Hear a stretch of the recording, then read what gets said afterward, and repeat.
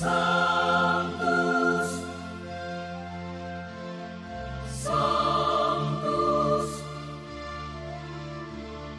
Sanctus Dominus Deus Sabaoth. Bapak, Ibu, dan saudara-saudariku yang terkasih dalam Tuhan kita Yesus Kristus, salam sejahtera untuk kita semua. Berkat Allah yang Maha Kuasa senantiasa menyertai kita. Hari Minggu tanggal 8 September tahun 2024 adalah hari Minggu biasa ke-23. Marilah kita mendengarkan dan merenungkan bacaan-bacaan kitab suci. Dalam nama Bapa dan Putra dan Roh Kudus. Amin. Bacaan pertama dari kitab Yesaya bab 35 ayat 4 sampai 7a. Katakanlah kepada orang-orang yang tawar hati, kuatkanlah hatimu, janganlah takut. Lihatlah, Allahmu akan datang dengan pembalasan dan ganjaran. Ia sendiri datang menyelamatkan kamu. Pada waktu itu, mata orang-orang buta akan dicelikan, dan telinga orang-orang tuli akan dibuka. Pada waktu itu orang lumpuh akan melompat seperti rusa, dan mulut orang bisu akan bersorak-sorai. Sebab mata air memancar di padang gurun, dan sungai di padang belantara. Tanah pasir yang hangat akan menjadi kolam, dan tanah gersang menjadi sumber-sumber air. Demikianlah sabda Tuhan. Syukur kepada Allah. Bacaan kedua dari surat Rasul Yakobus bab 2 ayat 1 sampai 5. Saudara-saudaraku, sebagai orang yang beriman kepada Yesus Kristus Tuhan kita yang mulia, janganlah iman itu kamu amalkan dengan memandang muka. Sebab, jika ada orang yang memakai cincin emas dan pakaian indah masuk ke dalam kumpulanmu, dan masuk pula ke situ seorang miskin yang berpakaian buruk, dan kamu menghormati orang yang berpakaian indah itu, serta berkata kepadanya, "Silahkan Tuan duduk di tempat yang baik ini," sedang kepada yang miskin itu kamu berkata, "Berdirilah saja di sana," atau "Duduklah di lantai ini dekat tumpuan kakiku." Bukankah kamu telah membuat pembedaan dalam hatimu dan bertindak sebagai hakim dengan pikiran yang jahat?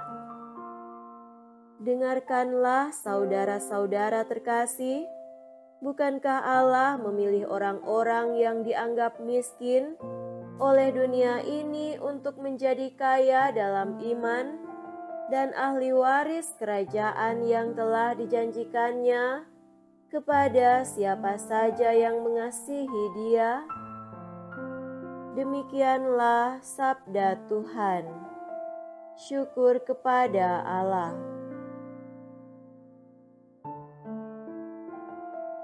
Semoga Tuhan beserta kita sekarang dan selama-lamanya. Inilah Injil suci menurut Markus. Dimuliakanlah Tuhan. Injil Markus bab 7 ayat 31 sampai 37. Sekali peristiwa, Yesus meninggalkan daerah Tirus dan melalui Sidon pergi ke Danau Galilea, melintasi daerah Dekapolis.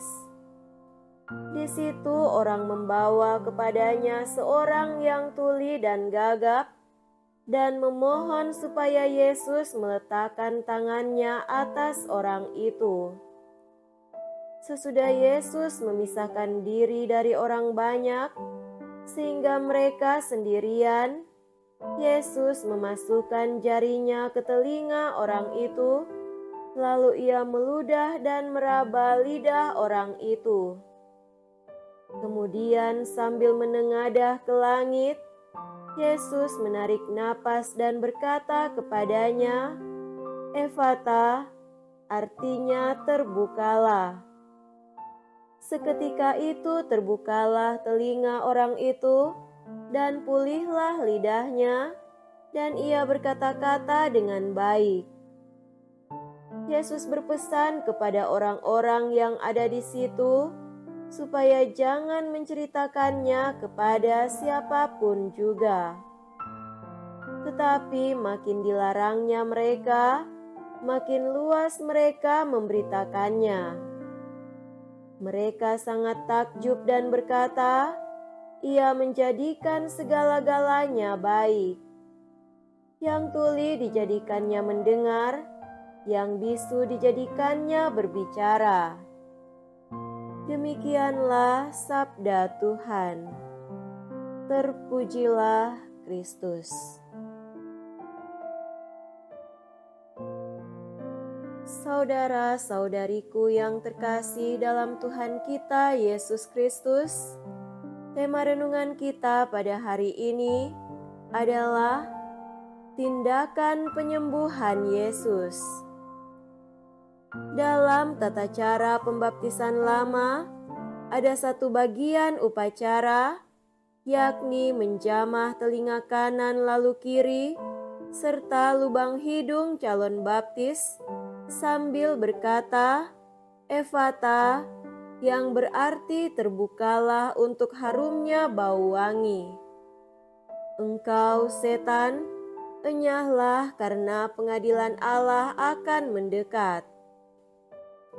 Inspirasi tindakan dalam tata cara pembaptisan itu berasal dari Injil tentang seorang tuli dan bisu atau gagap yang dibawa kepada Yesus dan disembuhkannya. Orang itu merupakan contoh tentang seorang yang terperangkap dalam kondisinya yang terbatas.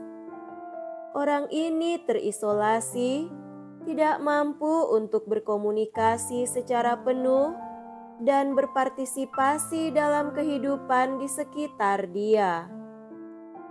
Menarik untuk diamati bahwa Yesus menyembuhkan orang itu tidak hanya dengan sabdanya yang penuh kuasa seperti biasanya, tetapi juga dengan suatu tindakan, yakni memasukkan jarinya ke dalam telinga orang itu, meludah serta meraba lidah orang itu.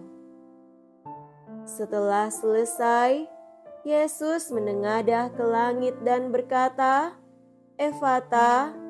Pada umumnya kita melihat Yesus menyembuhkan orang sakit dengan kata-kata saja setelah melihat besarnya iman orang itu. Kini, kata-kata Yesus didahului dengan sejumlah tindakan atas orang yang disembuhkan. Orang yang bisu dan gagap itu pun sembuh. Tindakan Yesus itu menimbulkan kekaguman di antara orang-orang yang menyaksikannya. Ia menjadikan segala-galanya baik. Yang tuli dijadikannya mendengar, yang bisu dijadikannya berbicara.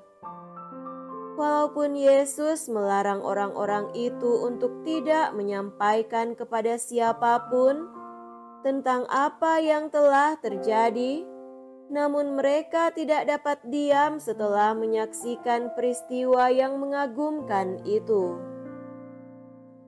Mereka memberitakannya kepada orang-orang lain.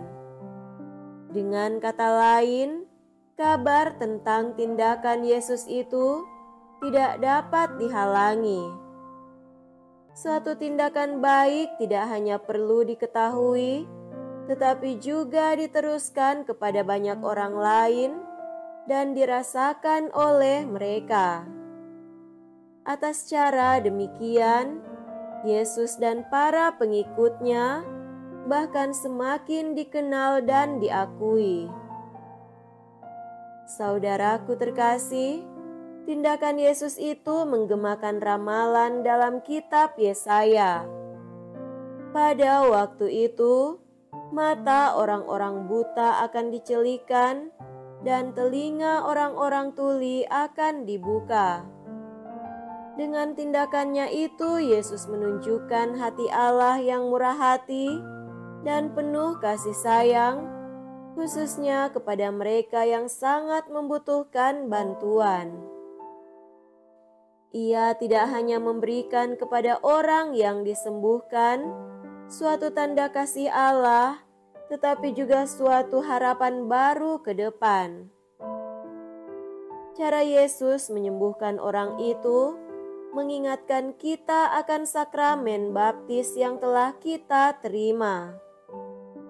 Melalui anugerah iman, telinga kita dibuka untuk mendengarkan sabda Allah dan mulut kita dimudahkan untuk memberitakan tentang Kristus kepada orang-orang lain. Melalui baptisan kita dimasukkan menjadi anggota tubuh Kristus gerejanya. Hal ini menuntut komitmen total kita pada cara hidup yang diminta Yesus untuk diikuti. Bagian penting dari komitmen ini adalah keterbukaan kita terus-menerus mendengarkan apa yang disampaikan oleh Yesus kepada kita dan suatu kemampuan untuk membagikan iman kita kepada orang-orang lain. Melalui mulut kita, kita dipanggil untuk tugas mewartakan dan memberitakan kabar gembira. Melalui telinga kita, kita diminta untuk mendengarkan sabda Tuhan dengan jelas. Sebagai orang-orang yang dibaptis, tidak cukup kita menjadi pendengar-pendengar yang baik, tetapi juga menjadi pewarta-pewarta handal. Saudara-saudariku yang terkasih, kisah penyembuhan orang tuli dan bisu atau gagap itu adalah kisah kita juga yang kadangkala tuli terhadap atau tidak sudi mendengarkan hal-hal yang baik serta takut mewartakan kebenaran. Hendaknya kita bersyukur karena Tuhan telah memberikan kepada kita kemampuan untuk melihat, mendengar, dan berbicara. Ia menghendaki agar dengan apa yang diberikan itu, kita turut serta mendengarkan, menyaksikan, memberitakan kemuliaannya kepada orang-orang lain.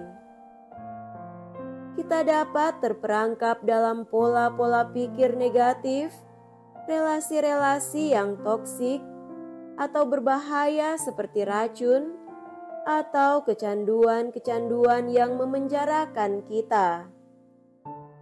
Kita dapat merasa dibatasi oleh rasa tidak aman, ketakutan-ketakutan dan keterbatasan-keterbatasan kita.